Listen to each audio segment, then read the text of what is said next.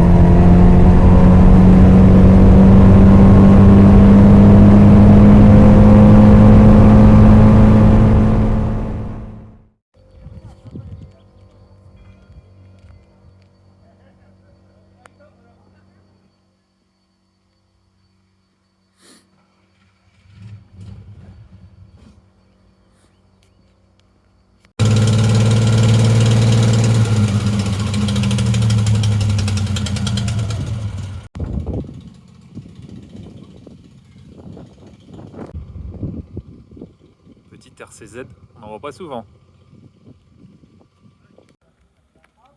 On se les gèle, on se les gèle. Qu'est-ce qui fait froid. J'ai raté ma prise de son sur cette session, donc je vais vous faire quelques commentaires sur mes impressions. Là on arrive au virage du Pieux en 4, freinage juste avant le panneau 50. On passe la 3, on maintient les gaz sur toute la courbe. Ici, le point de corde se prend assez tard, faut pas monter sur le vibreur, on est très près du rocher. Ici, ce qui est dangereux, c'est qu'il serre sur la fin, le virage du Pieux, et en plus, il y a une bosse. Donc, on est pratiquement à l'aveugle, c'est assez difficile de bien calculer la bonne trajectoire.